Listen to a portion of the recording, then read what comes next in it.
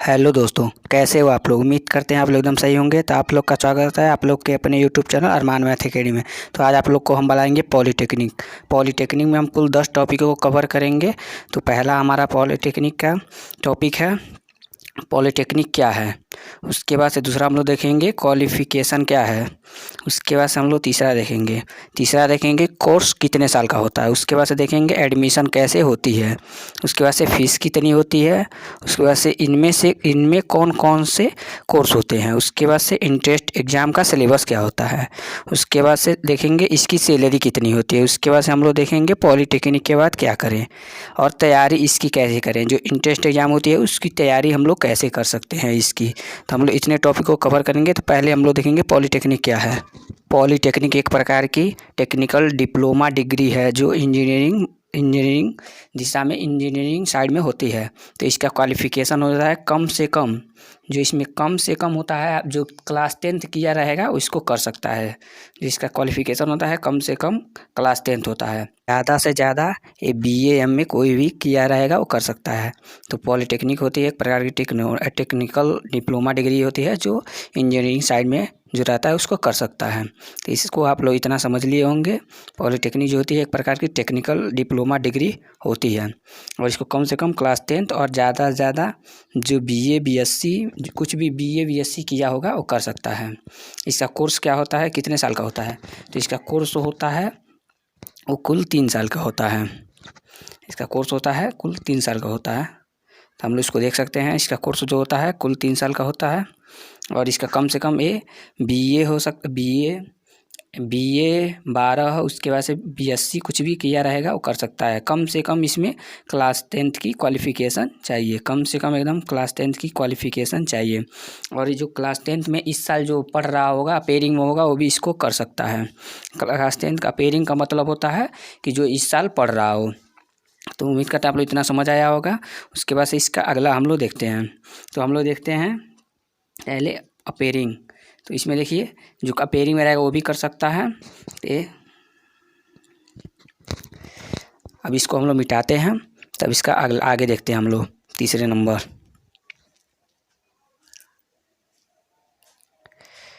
तो देखिए ये इस कितने साल का होता है। तो कुल कई ग्रुप से होता है। पहला ग्रुप हम लोग देखेंगे ग्रुप ए से। तो ग्रुप ए से जो करेगा उसका 3 साल का होगा। ग्रुप K2 से रहेगा जो 12 किया रहेगा उसको करेगा।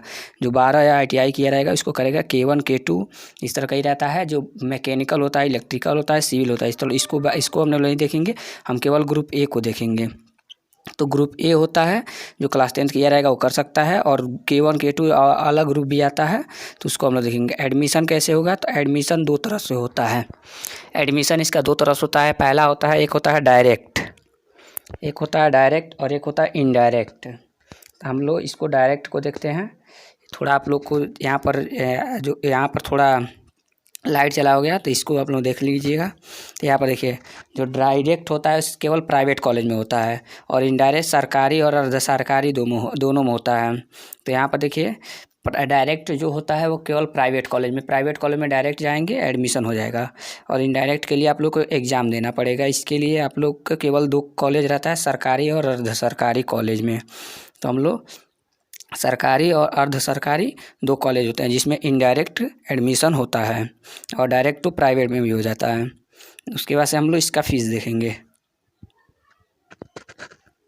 जो इसका डायरेक्ट होता है डायरेक्ट प्राइवेट में और सरकारी और अर्ध सरकारी में जो होता है इनडायरेक्ट होता है। तो आप लोग इतना देख लिए होंगे। अब हम लोग इसको मिटाते हैं।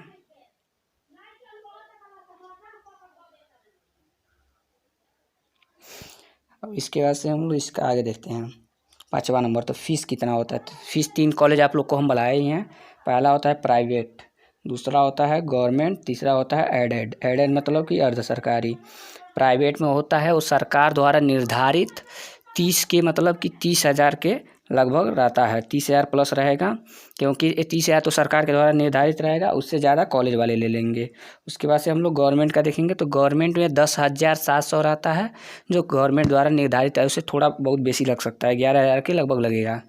उसके बाद से अर्ध सरकारी में 19 के एकदम सरकार द्वारा निर्धारित रहता है, उससे ज़्यादा भी ले सकते हैं लोग कॉलेज वाले, तो कॉलेज वालों पर निर्भर रहता है। तो ये जो गवर्नमेंट, इनमें कौन कौन से कोर्स होती है, तो इसमें कई कोर्स होती हैं। पहला होता है, आप लोग इसमें देखेंगे तो पहला देखिए, सबसे जो मोस्ट जो कोर्स होता है इसका, वो होता है इसमें सिविल। तो हम लोग ये देखिए, जो प्राइवेट कॉलेज का फीस और प्राइवेट कॉलेज आप लोग को दिख नहीं रहा होगा, तो हम लोग मिटा कर यहाँ पर लिख देते हैं। तो ये प्राइवेट कॉलेज होता है 30 के प्लस होता है, यहाँ पर हो गया। उसके बाद देखेंगे इसमें कौन कौन से कोर्स होते हैं। तो इसमें होता है, पहला मोस्ट होता है जो सिविल होता है। सिविल में ज़्यादातर जो गवर्नमेंट वैकेंसियाँ ज़्यादातर सिविल में ही आती हैं, उससे कम आती हैं इलेक्ट्रिकल, उससे कम मैकेनिकल, इसी तरह कंप्यूटर साइंस, इलेक्ट्रॉनिक्स, इस तरह बहुत सारे कोर्स होते हैं। तो पहला होता है इलेक्ट्रिकल, दूसरा होता है, पहला होता है सिविल, उसके बाद से इलेक्ट्रिकल, तब होगा मैकेनिकल, उसके बाद से कंप्यूटर साइंस CS, उसके बाद से होगा आप लोग का इलेक्ट्रॉनिक्स। तो इसमें देख लीजिए, सबसे ज़्यादा वैकेंसी होती है, ज़्यादातर जिसको सरकारी जॉब करना है उसको वो सिविल ले सकता है, जिसको सरकारी जॉब करना है वो सिविल ले सकता है। और जो गवर्नमेंट कॉलेज की फ़ीस होती है वो 10,700 होती है। इसी की हम इस समय, अगर आप लोग चाहते हैं, हम लोग तैयारी कराते हैं इसका, जो इंट्रेंस एग्ज़ाम होता है, इसमें इंट्रेंस एग्ज़ाम होता है, उसका हम तैयारी कराते हैं। तो आप लोग इसका एग्ज़ाम दे सकते हैं और बढ़िया से बढ़िया नंबर लाकर गवर्नमेंट कॉलेज लेंगे तो कम से कम फीस में आपका एडमिशन हो जाएगा। उसके बाद से इतना हम लोग ब्रांच देख लिया, अब इसको मिटाते हैं हम लोग। उसके बाद से अगला हम देखते हैं इंट्रेंस एग्ज़ाम का सिलेबस क्या होता है। तो इसका इंट्रेंस एग्ज़ाम का सिलेबस होता है, जो होता है इंट्रेंस एग्ज़ाम का सिलेबस क्या है, तो इसका इंट्रेंस एग्ज़ाम का सिलेबस टेंथ लेवल का रहेगा। क्लास 10th लेवल मतलब कि 10th का नहीं रहेगा, वो 10th के नीचे का 10th लेवल मतलब कि हाईएस्ट 10th रहता है उसमें। तो इसमें हाईएस्ट 10th रहता है, लेकिन कुछ कुछ ऊपर का भी एक आध चैप्टर रहता है उसमें। तो इससे आप लोग, हम पूरा ख़त्म कर देंगे, इसको पढ़ाएँगे। उसके बाद से देखेंगे इसके जो 10th लेवल का होता है वो आप लोग इतना देख लिए। उसके बाद से इसकी सैलरी कितनी होती है, तो सैलरी कितनी मिलती है, तो इसमें सैलरी भी 2 प्रकार की होती है, जो 2 जॉब कर सकते हैं आप लोग।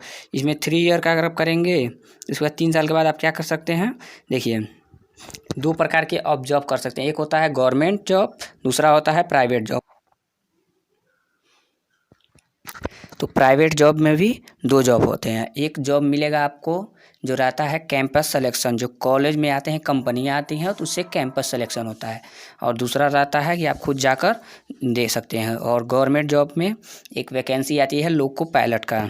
तो लोको पायलट क्या होता है, जो ट्रेन ड्राइवर होते हैं लोको पायलट, उनकी जो सैलरी होती है महीने के 50 से 60 हज़ार, कम से कम आप लोग का 60 हज़ार सैलरी रहता है। अगर शुरुआती में लोको पायलट की जो सैलरी रहती है 60 हज़ार के लगभग रहता है। और जो प्राइवेट जॉब रहता है उसमें जो कैंपस सिलेक्शन होता है उसमें 12,500 के लगभग शुरुआती में पैसे देते हैं लोग। और जो आप खुद जाकर अगर आप इंटरव्यू देंगे तो उस पर आप पर निर्भर रहता है कि आप कितना उसमें पैसा, उसमें कितना आप लोग को देंगे, इंटरव्यू के हिसाब से आप लोग उसमें देते हैं। अगर आपका कैंपस सिलेक्शन होगा तो 12,500 के लगभग तो मिलेगा ही मिलेगा। सबसे कम उसमें 12,500 शुरुआती रहता है। उसके बाद जितना आपका अनुभव बढ़ेगा उसके हिसाब से आप लोग का बढ़ता रहेगा पैसा। इसमें 12,500 कैंपस सिलेक्शन से मिल जाता है, उससे आप लोग उसके बाद से जितना आप लोग करेंगे उससे बढ़ता जाएगा। उसके बाद से इसमें है पॉलीटेक्निक के बाद क्या करें, तो पॉलीटेक्निक के बाद से होता है, पॉलीटेक्निक के बाद से एक कर सकते हैं आप जॉब कर सकते हैं, दूसरा आप कर सकते हैं बीटेक। तो बीटेक में रखता है, बीटेक में आप लोग का लग जाता है 1 से 1.5 लाख के लगभग। और पॉलीटेक्निक होता है जिसमें आप फीस में 0 फीस, एकदम 0 मतलब फ्री में आप पढ़ सकते हैं। बस आपका खाने पीने का, वहाँ रहने का जितना लगेगा आप फ्री में पढ़ सकते हैं। जितना आप फीस देंगे उतना आपका रिटर्न हो जाएगा। गवर्नमेंट कॉलेज में 12,500 देंगे, रिटर्न हो जाएगा। और इसमें बीटेक में आपका 1.5 लाख लगेगा और बहुत स्कॉलरशिप भी बहुत कम आता है। तो आप लोग इतना समझ लिए होंगे, इसीलिए ज़्यादा से ज़्यादा बच्चे पॉलीटेक्निक ही करते हैं। इसमें होता है 1 लाख से 1.5 लाख के लगभग लग जाता है इसमें, आप बीटेक करेंगे तब। और बीटेक होता है ये आप 12 के बाद से 4 साल कर सकते हैं। इसमें होता है 3 साल में ही, 10th के बाद से आप 3 साल में ही ग्रेजुएट की पा सकते हैं। और इसकी तैयारी कैसे करें, तो इसकी एग्ज़ाम की जो इंट्रेंस एग्ज़ाम होती है इसकी तैयारी हम खुद अपने ही चैनल पर तैयारी शुरू कराने वाले हैं। तो इसका अगला जो लाइव आएगा, हम लाइव आकर खुद आप लोग को पूरा सिलेबस आप लोग को इसका हम बता देंगे कि इसका सिलेबस क्या है। तो ये वीडियो कैसा लगा आप लोग कमेंट करके जरूर बताइएगा।